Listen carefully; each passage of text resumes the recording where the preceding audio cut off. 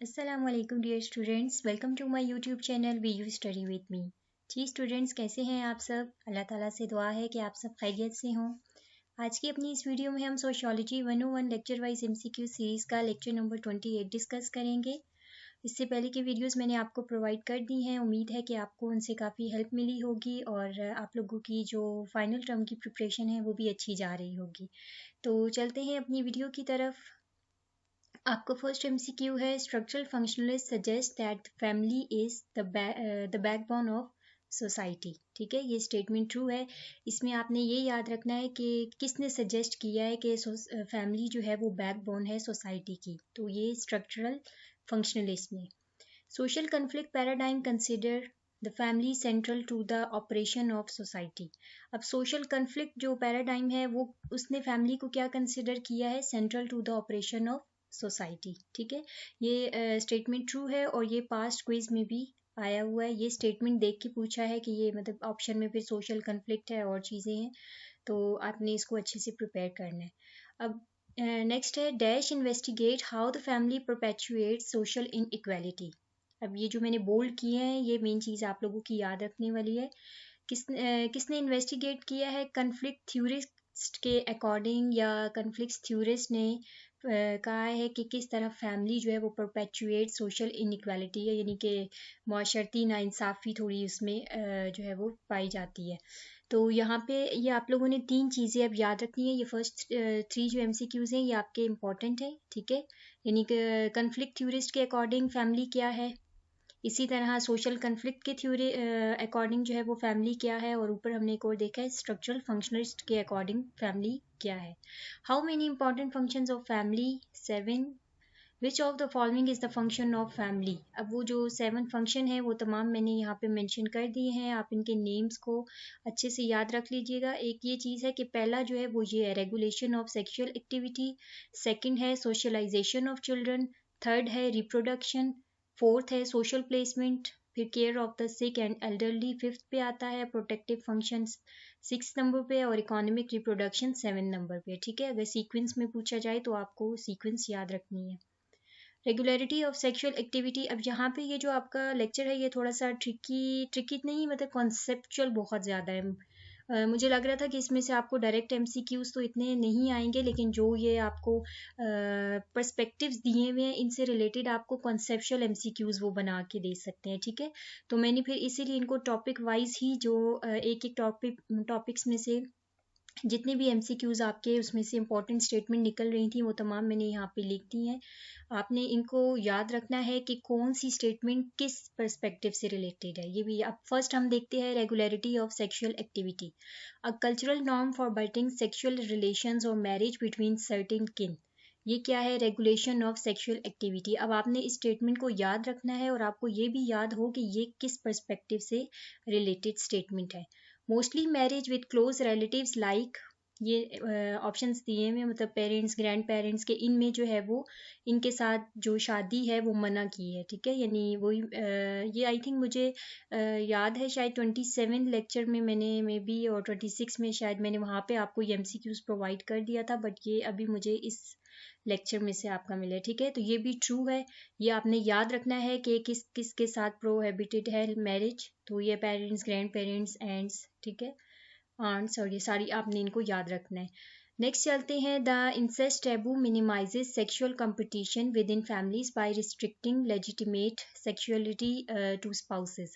ये भी ट्रू है। अब इसमें से आपके एमसीक्यूज ऑनेस्टली मुझे बिल्कुल समझ नहीं आ रहे थे कि मैं किस तरह से बनाऊं, बट स्टेटमेंट जो इम्पोर्टेंट थी आपके टॉपिक से वो तमाम मैंने यहाँ लिख दी और इन्हीं स्टेटमेंट से रिलेटेड ही आपको कॉन्सेप्चुअल एमसीक्यूज आएंगे। ठीक है, आगे हम चल के पास्ट में देख भी लेंगे, तो आपने इन स्टेटमेंट को याद रखना है। अब ये स्टेटमेंट ट्रू है, लेकिन आपने ये याद रखना है कि ये स्टेटमेंट जो है वो किस पर्सपेक्टिव में से है। तो अभी हम फर्स्ट कौन सा कर रहे हैं? रेगुलरिटी ऑफ सेक्सुअल एक्टिविटी, तो उसमें से याद रखना है। ठीक है, नेक्स्ट है, the incest taboo forces people to marry themself outside their immediate families which serve the purpose of integrating the larger society. ये भी ट्रू है, यानी कि लोग जो है वो फैमिली के आउट ऑफ फैमिली शादी करते हैं कि ताकि उनकी फैमिली जो है वो बढ़ जाए। नेक्स्ट चलते हैं, reproduction among close relatives would hopelessly confuse kinship ties and threaten social order. ये भी स्टेटमेंट ट्रू है। यहाँ तक ये आपके एक टॉपिक के एमसीक्यूज कंप्लीट हो गए हैं। नेक्स्ट चलते हैं रिप्रोडक्शन। ठीक है, सेकंड जो है वो इसका है reproduction. The only function that seems to have been left to a great extent untouched is reproduction। ये अब reproduction से related आपकी statement है और इसको आप definition भी कह सकते हैं। without dash the continuation of society is at stake and legitimate births take place only within the wedlock। ये भी reproduction से reproduction perspective से related है। the number of single women in the western society who have children, about 1/3 of all births in US, this example is of reproduction. अब ये जो आपको topic मैं दे रही हूँ इसमें से एज इट इज़ मुझे आइडिया नहीं है कि आ जाए, आ भी सकती हैं, एज इट इज़ भी आ सकते हैं जो बिल्कुल आपकी डायरेक्ट स्टेटमेंट बन रही है। लेकिन आपने कहने का मकसद ये है कि आपने इनको बहुत अच्छे से माइंड में बिठाना है क्योंकि कॉन्सेप्ट भी की बेस पर भी इसमें से आपको एमसीक्यूज आ सकता है। ठीक है, तो बहुत अच्छे से आपने इस फाइल को तैयार करना है। नेक्स्ट चलते हैं socialisation of children. The dash is the first and most influential setting for socialization। Family ये एज इट इज़ ही आपको पास्ट में आया हुआ है। Adults change within marriage, and as any parents knows, mothers and father learn as much from raising their children as their children learn from them। ठीक है, ये भी स्टेटमेंट ट्रू है। एक चीज़ के शॉर्ट लेक्चर आप लोग लाजमी ले लीजिए ताकि आप लोगों के कॉन्सेप्ट क्लियर हों इस लेक्चर से रिलेटेड। नेक्स्ट चलते हैं सोशल प्लेसमेंट है। Parents confer their own social identity in terms of race, ethnicity, religion and social class. ये भी ट्रू है। Racial and ethnic categories shall persist over generation only to the degrees that people marry others like themselves। ये भी true है। बस आपने इनको मैंने कोशिश तो की थी कि मैं इस चैप्टर को आपके लिए इजी बना के आपको प्रोवाइड करूं क्योंकि काफ़ी डिफ़िकल्ट सा और कंसेप्शल आप ये लेक्चर है। तो स्टेटमेंट आप लोग बहुत अच्छे से इसको याद कर लें ताकि कॉन्सेप्शुअल एमसीक्यूज आप इससे रिलेटेड सॉल्व कर सकें। Conflict socialist trace the origin of the family to the need to identity hires so that men especially in the higher class could transmit property to their son। ये भी true है। अब perspective आपने याद रखना है किससे है, और दूसरा ये चीज़ आपने याद रखनी है कि कन्फ्लिक्ट सोशियोलॉजिस्ट जो हैं trace the origin of the family. ठीक है, ये भी हो सकता है कि आ जाए who trace the origin of the family, तो सोशल कन्फ्लिक्ट। नेक्स्ट चलते हैं, MCQ number 4 है family support the concentration of wealth and reproduce the class structure in each succeeding generation, it depicts which perspective। अब यहाँ पे ये statement full as it is आपको MCQs में आई हुई है। पास्ट जो आपके क्विज हैं उसमें आई हुई है। ठीक है, और आगे पूछा गया है कि ये किस पर्सपेक्टिव में से है, तो ये किसका है, तो कि आप ये जो इसका राइट आंसर है वो है कन्फ्लिक्ट सोशियोलॉजिस्ट, या आप सोशल कन्फ्लिक्ट भी इसे कह सकते हैं। ठीक है, नेक्स्ट चलते हैं, dash plays an important function in maintaining social inequality, it is a part and parcel of capitalism. Family plays an important function. इसके बाद 6 नंबर पे है केयर ऑफ द फिफ्थ है या 6 है, care of the sick and elderly. ठीक है, family has been a big insurance against the old age as well as during sickness। True, care of the aged likely to change from a family concern to a government obligation। ये भी true है। इसमें से just 2 ही MCQs थे। Next है protective function. Family provide some degree of dash security to its member, physical, economic और psychological, ये तमाम जो हैं वो सिक्योरिटी हैं। Attacks on one person is consider to be an attack of one family. ठीक है, attack on the family similarly guilt the shame are equally by the family, यानी कि एक बंदे पे अटैक तमाम फैमिली पर अटैक है। नेक्स्ट है इकोनॉमिक प्रोडक्शन, ये लास्ट है function. Prior to industrialisation the family constituted and dash, यहाँ पे मैंने इसका डायरेक्ट आंसर लिख लिया, इकोनॉमिक टीम।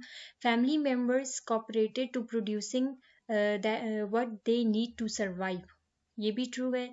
इन पाकिस्तान फैमिली, हो सकता है यहाँ से आपको आ जाए in which of the following cooperated to producing what they need to survive. ठीक है, तो ये स्टेटमेंट ट्रू है। यहाँ पे आपने फिर फैमिली चूज करना है।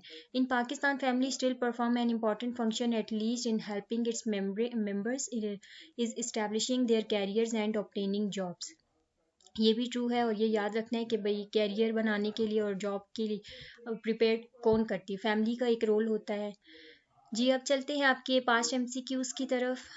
ये देखिए, अब ये सारे कॉन्सेप्ट के हैं और बीच में कुछ डायरेक्ट भी हैं। स्टेटमेंट आप लोगों को मैं फिर कह रही हूँ, आपने एज इट इज़ ही याद करनी है, लेकिन समझ के करनी है। अगर एज इट इज़ आए तो भी आपके लिए आसानी हो चूज़ करने में, और अगर उसके स्टेटमेंट के ऊपर कॉन्सेप्ट की बेस पर अगर आपको एमसीक्यूज आता है तो तब भी आप लोग चूज कर सके। According to which of the following perspective family is the backbone of society, structural functionist, according to which of the following family perpetuates. देखिए अब उनमें से ये दो आपको यहाँ पे आए हुए हैं, ठीक है। फैमिली परपेचुएट सोशल इनइक्वालिटी, तो ये क्या है, कन्फ्लिक्ट्स थ्योरीज। उम्मीद करती हूँ वीडियो आपको पसंद आई होगी। प्लीज़ मेरे चैनल को सब्सक्राइब कर दीजिए, वीडियो को लाइक भी कर दीजिए। मिलते हैं नेक्स्ट वीडियो में। अल्लाह हाफिज़।